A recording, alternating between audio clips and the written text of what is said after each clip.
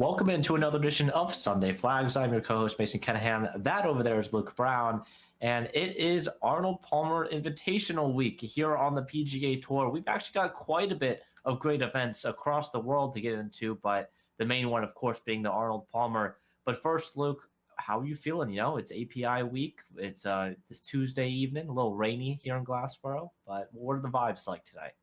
Really strong stretch of golf here starting this week where officially, I hate to rag on these tournaments more than necessary, but the best part about tournaments like the Cognizant Classic, the John Deere, things like that, is that they do end, and they're they're usually followed by better golf tournaments. Not that I mean, last week was a good tournament, and it turned heads because Shane Lowry collapsed in the final round, but yeah, they're usually followed up by some pretty good events, and we've got two in a row here. Yeah, we need to get a John Deere just like random shot at the John Deere Classic counter going. I feel like We we're should up get to three or we should four get this like a pin flag for the John Deere, the just like John Deere. yeah, Yeah, in honor of John Deere. Yeah, in unfortunately, it honor might of be the last year. I don't know. that's Last true. year for Yeah, the Deere could be the I last have year no for the idea. Deere. We'll see. This guy's a poet. we've got quite a bit to get into. First though, Luke, I just want to get your thoughts on the Cognizant and how it ended. I recapped it and stuff on Sunday. I know you couldn't make it, but just your initial thoughts on the Lowry collapse and how things ended for Shane. Really, it's kind of the big storyline. Yeah, and it's not the first time that we have seen final rounds like this for Shane Lowry. So, Right. I think that he's obviously right there, and you can't help. I mean, he brought out the kind of the tear-jerking press conference for a lot of people that I think it's his 4-year-old, I think Yes. 4-year-old daughter. Yep. Um, 4-year-old daughter has never seen him win in person. I would imagine she was there at Bethpage when he sunk the Ryder Cup winning putt. Maybe they decided that's too hostile of an environment for a 4-year-old because it certainly, there were things that were being said about Shane for sure. I mean, especially they went after Shane, like jokes aside, they went after Shane at Bethpage. So I would imagine she either was there or saw it on TV. And she's obviously 4, so she doesn't know the importance of these things yet. But it was hard to hear him say, that was all I was thinking about. And then clearly, late into that Sunday round, things just started going south for him. It's 2 golf shots that, if they go a different way, the tournament could potentially go a different way. Obviously a huge win for Echeverria. Echeverria, is that correct? Echevarria. Echeverria. Echever, Echevar- Ech, Eche- Ech, Eche- Eche- Echevarria, I think is. Big win for Nico. Yeah. Obviously going 5 under in the final round, and that's huge. He not only did he obviously have the winning score, but his final round was better than pretty much everybody else's besides Brooks Koepka, who shot 6 under to go negative, or excuse me, 10 under in T9, and then Nikolai Højgaard also went 6 under to go T6 and finish 11 under. So nobody besides those two had a better round than Nico in on Sunday, and it's a big win. It's his third win on the PGA Tour, and now we turn the page and see what he can do in some of these bigger field events. And I think keep up with Shane Lowry too. He was right there. He was the talk of the town in early Sunday, and now, he kind of gets a chance to. He's obviously going to be in those bigger field events throughout the year, regardless, of things. He's always going to be around. So. I'm interested to see what he's able to put together in the coming weeks following kind of a disappointing and depressing loss for him. Yeah. You also point out that Lowry was on a heater too to begin that round. He was 6 under at one point, going on to 16T, and that's when things kind of collapsed. And he finished with the 2 under round. I don't know. I think it was par 71, so maybe that's a 69, or if it was par 72, that's a 70. But besides the point, like he was playing really well for 15 holes, and like you mentioned, just 2 golf shots, and ultimately, things swing a different way. But it's time for a new week and Right. new storylines. Unless you have final thoughts here. I'm sorry, this does also involve this week, but I look for him this week, and we'll get into this later in the episode. But this week, his playing partner is Xander Schauffele, so you're already going to have a gallery there. He's also sandwiched in between the 9:55 tee time, which has Morikawa and Rose, and the 10:20 tee time, which is Russell Henley and Scotty Scheffler. So that is kind of the like if I'm attending that golf tournament on Thursday or Friday, I'm saying we want to be on holes or on the front nine at this time. Like, I mean, you've been to you've been to the U.S. Open too, and I've been to various PGA Tour events, through the years, and you you roadmap things. Mhm. This is where we want to be here. This is where we want to be here because we want to see this group, and this group. He's going to be right in that mix. So that's either going to be really, really good or could kind of sway things. It's like, oh, there's Lowry. He choked last week. He's going to hear those things from fans, but he's also going to have those huge galleries that are there to see Scheffler, that are there to see Morikawa, Rose, Schauffele, and Henley. So you're going to have eyes on you coming into the week. Yeah, and I believe too. I'm assuming those are the featured groups for the morning, I would just imagine. based on Yeah. what they are. So, yeah, I mean, it's pretty big. It's pretty big that those six golfers in that stretch. But it is a really stacked field, and we'll get more into the Arnold Palmer in just a little bit. But we have some news to run through first. The Seminole Pro-Member happens on Monday. It's like a very elite tournament that no one hears about or knows about or really anything, but things still get leaked. Rory won with his dad, which is really cool. Kind of a tournament that they've been wanting to win for a while. It's just a 1 day thing, and yeah, I don't know if you have any really thoughts on this, but I it was interesting to learn more about what this event was after hearing about it. Yeah, and apparently Jerry McElroy, Rory's father, takes it very seriously. So Mhm. I don't know how many times that they have won this event. This is their first. Um, First. is it Um, okay? Um, you know, from what I understand, Mr. McElroy is a very serious pro member guy, and this is kind of the top one to do it at. I'm kind of surprised that this is something that they kind of just wedge in between golf tournaments. I mean, obviously it's an off week for some of the best in the world, the guys that are going to get the invitation to this anyways. It's certainly something that the first time, because we haven't had any guests on. Stay tuned. We'll have some guests for you Coming soon. in the coming weeks as the golf season heats up. But we will at some point and kind of have a continuous guest at some point be Andrew Novak's caddy. And if I'm not mistaken, Novak was in the field. I would imagine that his regular caddy, who's Jeff Hamley, was caddying and part of this event. I might be mistaken, and that might not be kind of Seminole Pro-Member standard.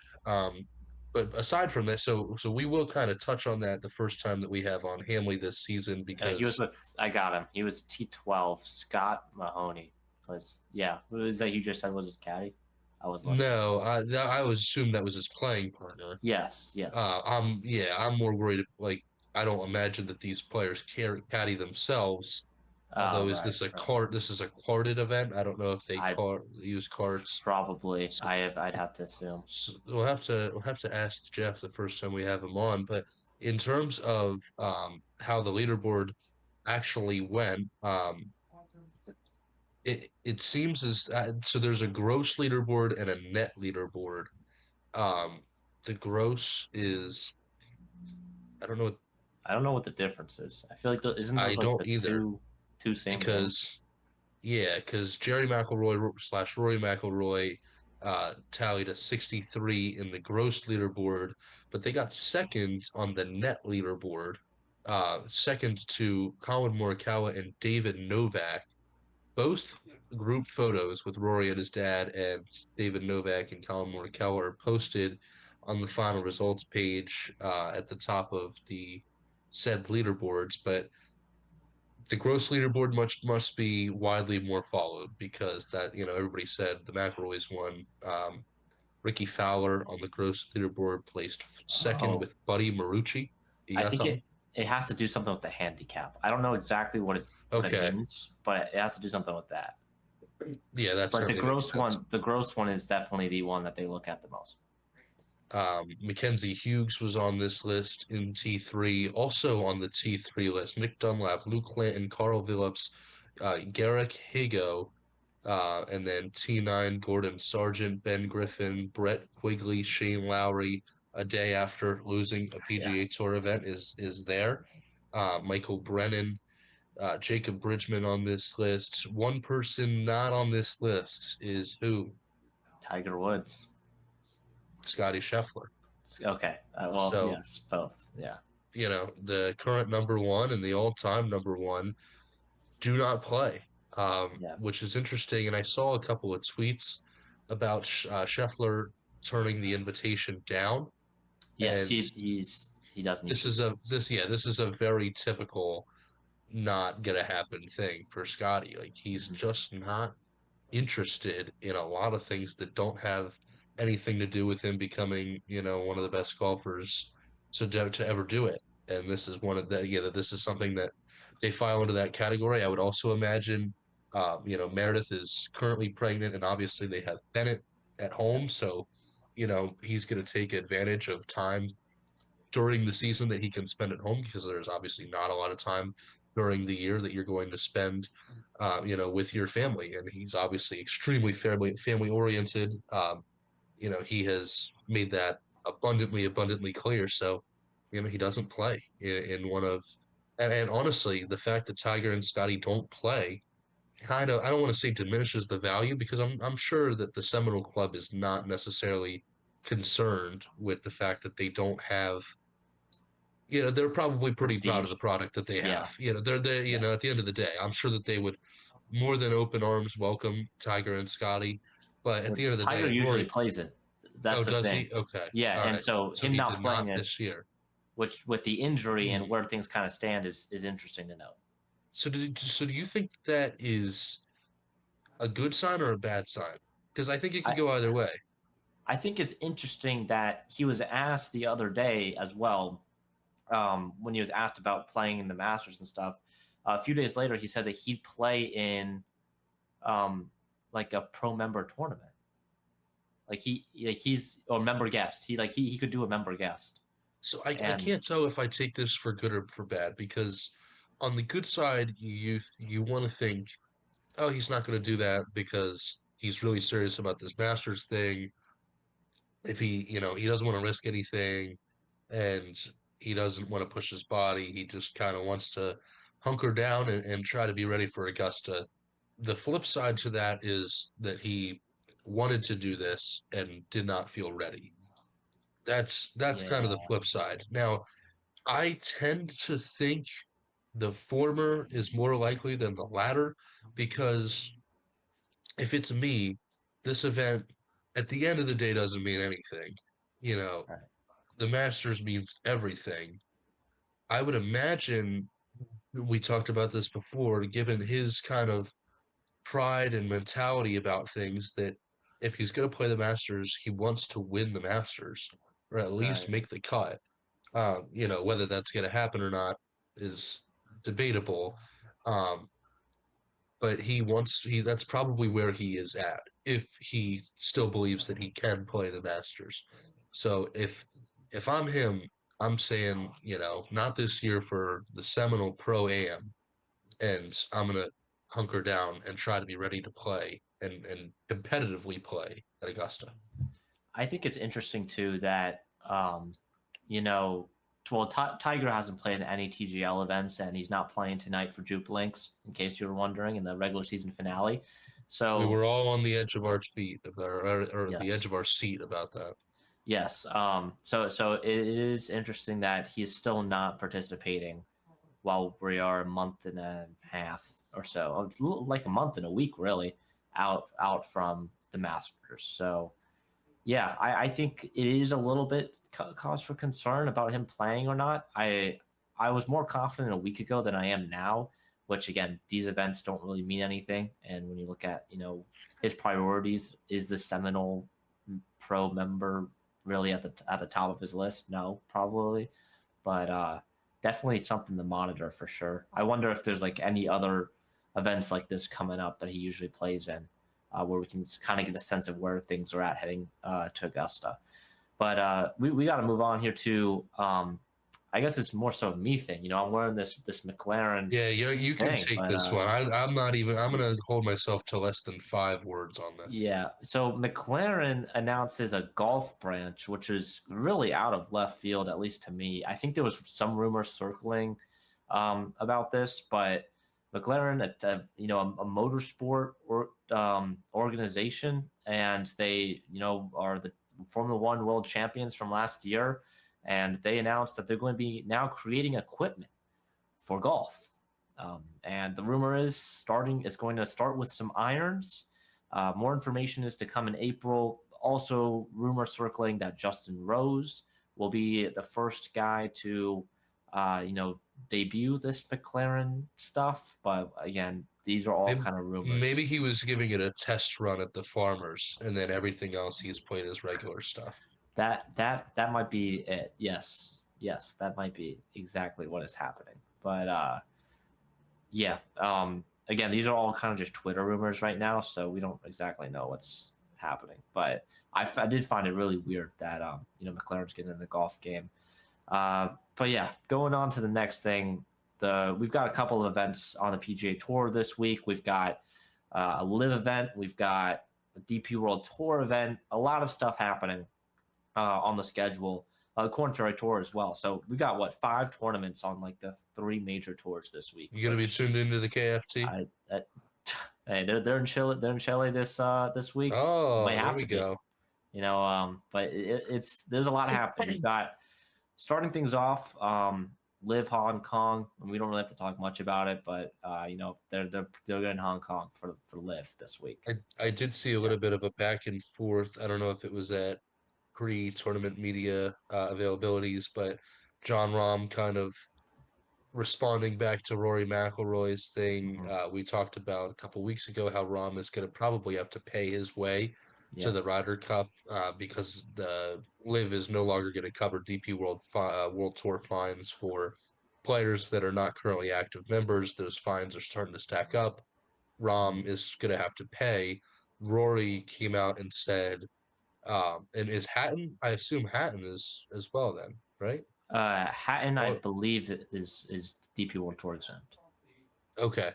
but Well, at least yeah. Rob is going to have to, at least the way it stands right now, still a lot of time into the Ryder Cup, the next Ryder Cup. But Rory said that this is kind of an opportunity where, like, the Americans were complaining that they weren't getting paid for the Ryder Cup.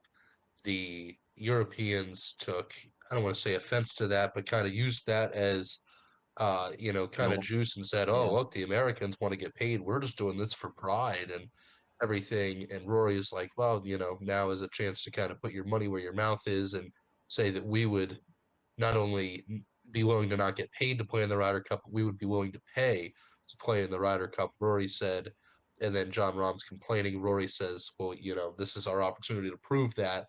So all of that context to tell you that this week Rahm said that he Yeah. didn't necessarily feel if that was a fair statement because not everybody is being asked to pay. It's just him.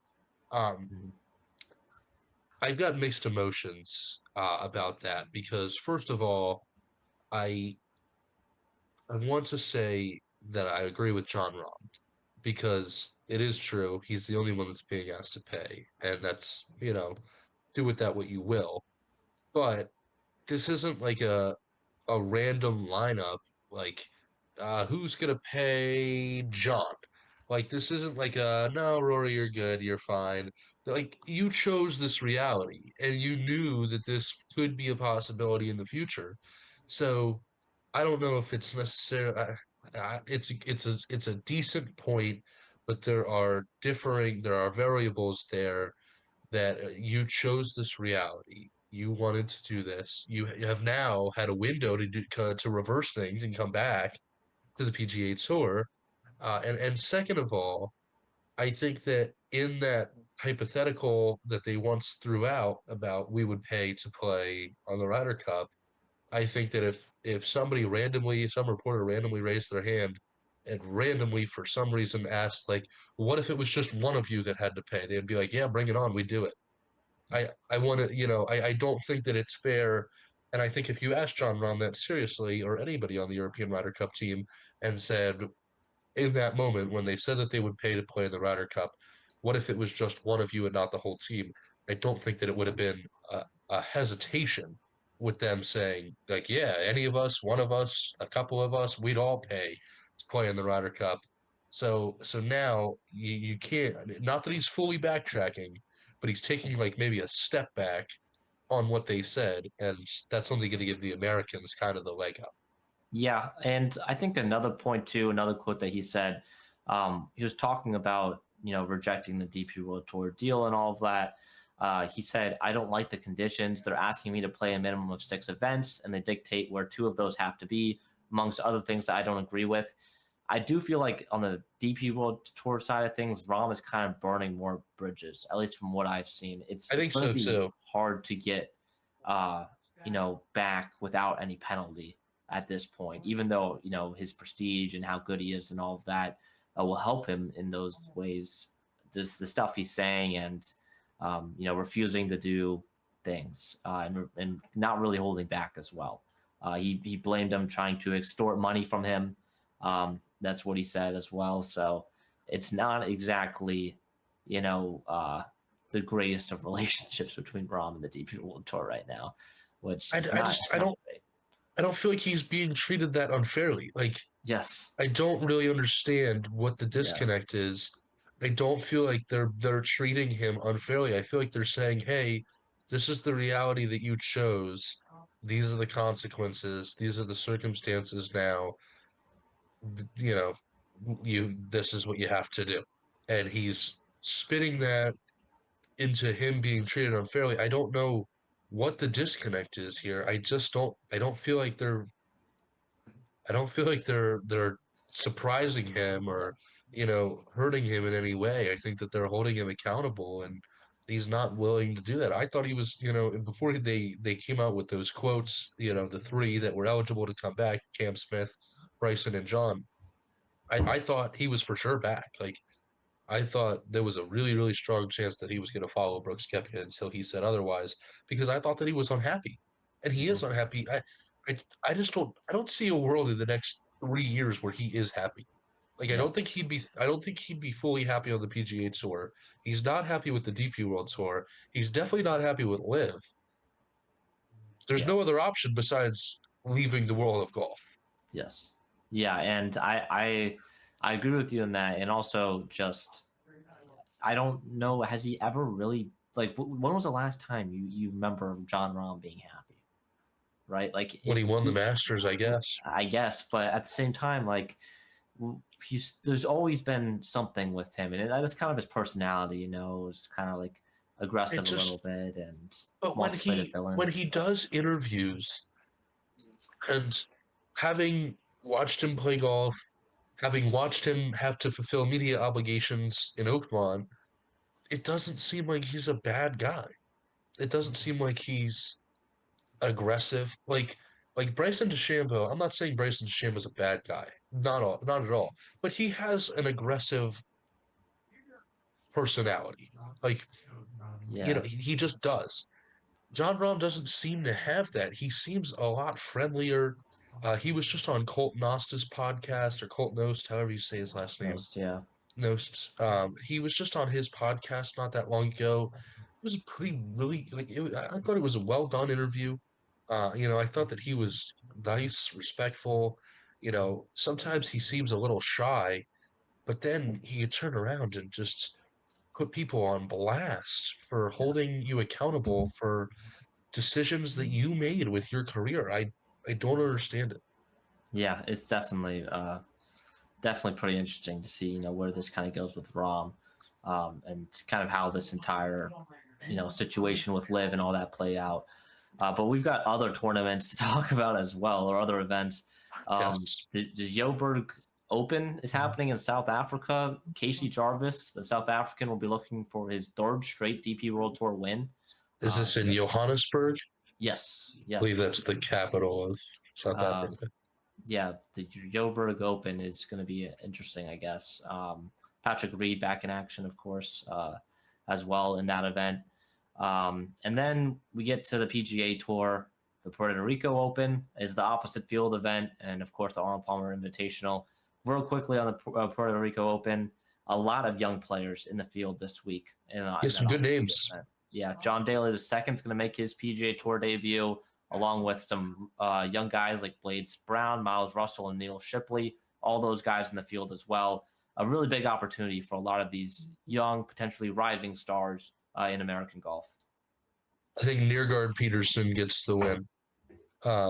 He got a huge win in the Australian Open before the PGA Tour season started. We've been really high on him. I think he's kind of due. He hasn't had as hot of a start as we particularly envisioned for him. He goes to an opposite field event. He's kind of thrived in these events that are not on American soil. I say that, with in mind that he did play well in the U.S. Open last year. But there's some really, really strong names, and the ones that you just mentioned are obviously the headliners. Højgaard is also there. That's Rasmus, not Nikolai. But I think Neergaard Peterson, who we have talked up quite a bit, is going to grab a win. Yeah, he's got to show something soon. We've talked him up way too much for Yes. T43 every week, so he needs to definitely pick it up. But I definitely, out of these younger guys, we saw what Blades Brown was able to do in Phoenix, and almost come away with the victory there. And of course, Miles Russell turning pro at 16, 17, something like that as well. He's going to be a fun watch. Neil Shipley as well. So a lot of younger guys beyond some of the top names. It is definitely, I would say, a more stacked opposite field event than usual. It feels like, with Rasmus Højgaard leading the way, and Neergaard Peterson, Ricky Castillo, Davis Thompson, Michael Brennan also all in it. So definitely some good veteran PGA Tour players in that event. But the big one this week is the signature event at Bay Hill, and that's the Arnold Palmer Invitational, the third signature event of the season on the PGA Tour. And I guess, Luke, initial thoughts heading in. We've got a really stacked field like usual, plus the return of a couple of the top golfers in the world as well. I guess just initial thoughts as we continue this Florida swing. Yeah, I think I'm most looking forward to this week, looking forward to seeing Justin Thomas back after injury. I know that he was interested and was hoping to be back for at least one California/West Coast event. Obviously, that did not happen, but the thing with the injury that he had is that there is no wrong. There's no return too late. Like, you can't come back from a back injury in golf too late. And I think that was kind of the mentality that he had, is that if he waits and waits until he truly, truly feels like he's good to go, then that was the right move. I think that was the responsible move. He's usually pretty good with things like that, and he's back. Sung Jae Im also making his season debut, coming back from a wrist injury. At one point, we did not know if Sung Jae Im would ever have a return to the PGA Tour, because rumors swirled him We got and bamboozled. We got we bamboozled did by Twitter. we Yeah. got bamboozled a little bit. We got bamboozled a Yeah. little bit, but that's all right. Other people did too. It wasn't just us. Yes. That's true. Who was it? Who was it also? It was him, It was Siwoo. him and Siwoo. Yeah, Siwoo Kim. Yeah, we thought that they were heading to live. They said later that afternoon that that was news to them, and here we go. Sung Jae Im making his PGA Tour debut, so for the year. And then Scotty Scheffler, obviously, a bunch of guys are back after taking the last week off, except for the Seminole Pro-Am. So does Rory McIlroy get 2 wins in one calendar week? We will never know. Well, is he playing TGL tonight? No, he played TGL on Sunday though, and he won. Oh, so within 8 days, an 8-day stretch, he could win 3 events. Yeah. Now that would be something. That would be golf in 2026. Are we calling that the cycle? I think we're calling that the Rory Slam. The Rory Slam, a TGL event, a Pro-Member, and a PGA Tour event all in the same year. We will be deeming that the Rory Slam if Rory McIlroy wins. Now I'm kind of rooting for him. The Rory Slam. Let's make it happen. Yeah. It definitely, I could say, it's never been done before. Ever. Never been done, but nobody has won 3 events in 1 week. But those 3 specifically too. Yeah, the TGL, a Pro-Member, and that's like I'm trying to think of like a baseball equivalent. Like that's like a bunt single, an inside the park home run and like I don't know, like It's just a a cycle. ground rule double I think it's in just a the same cycle. game. It's Yeah. not no. This No, is no, not no. this is not a regular baseball Pro cycle. member single. TGL event, that's Uh, a double. But if he gets no, the it's PGA Tour, not. if he gets the PGA Tour event, that's a home run. Well, That's a where's the home run. triple? We can find You something. you need Find something. four for a baseball cycle. This is the Rory Slam we're talking Okay. about. But things that you're looking forward to this Yeah. week. What are you looking forward to? Uh, the winners past scores 2025 Russ Henley at 11 under, Scotty won in 2024 at 15, Kitayama at 9, Scotty again at 5, DeChambeau in 2021 at 11.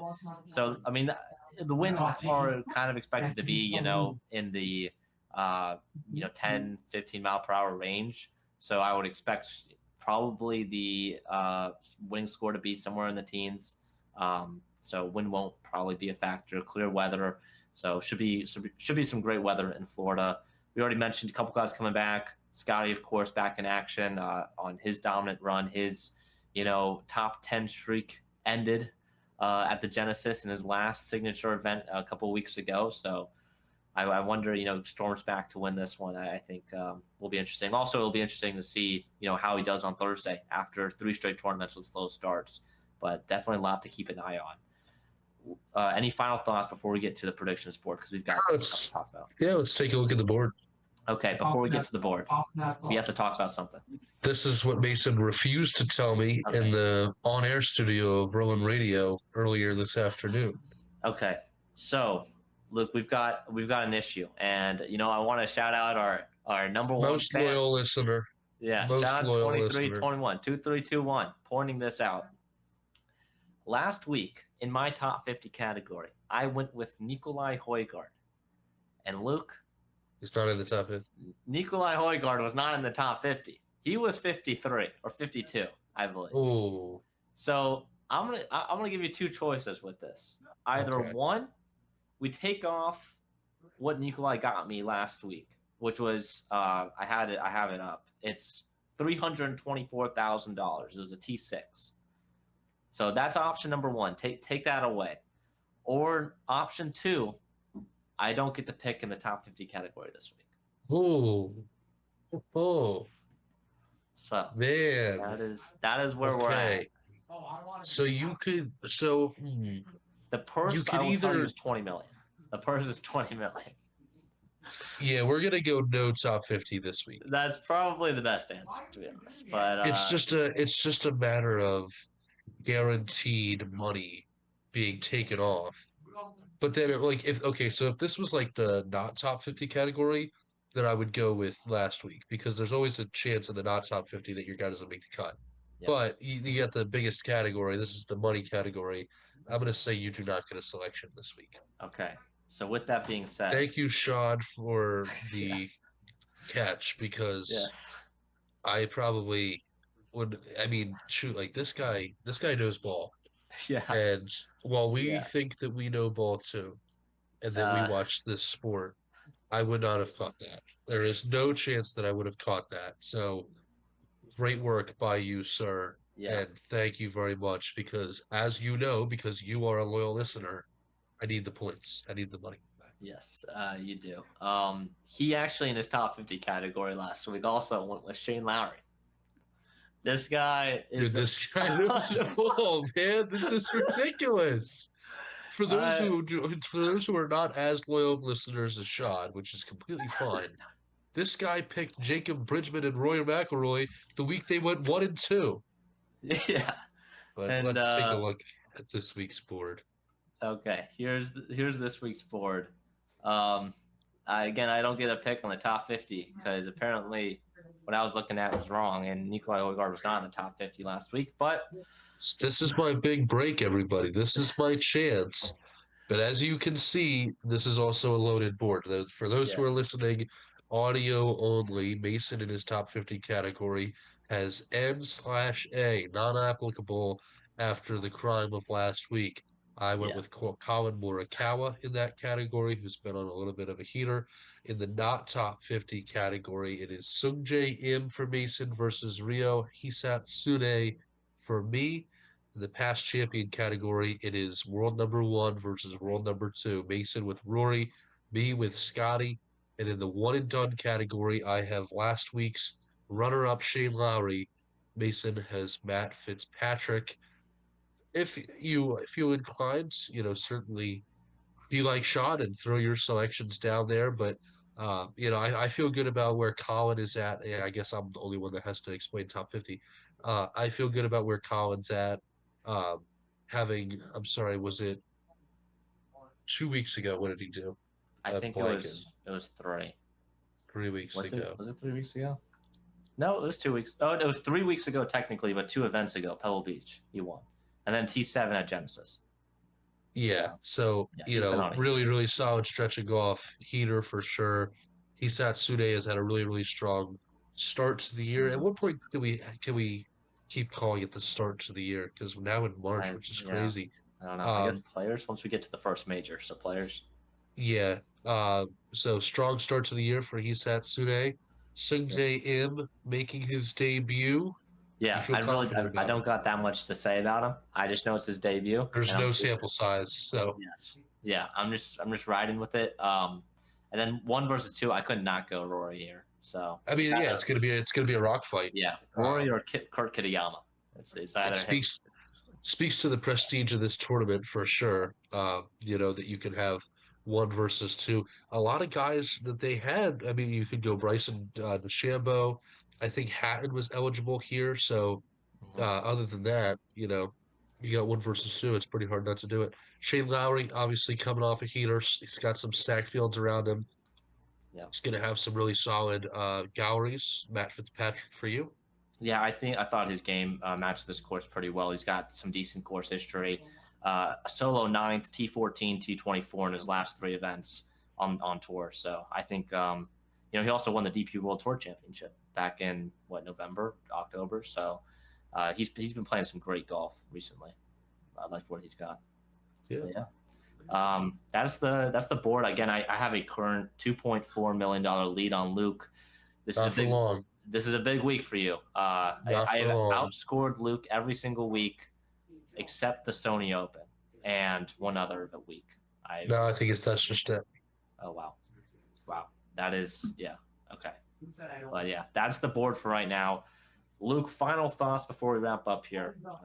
No, certainly looking forward. This is kind of where you want to be, in the golf season, at least for now.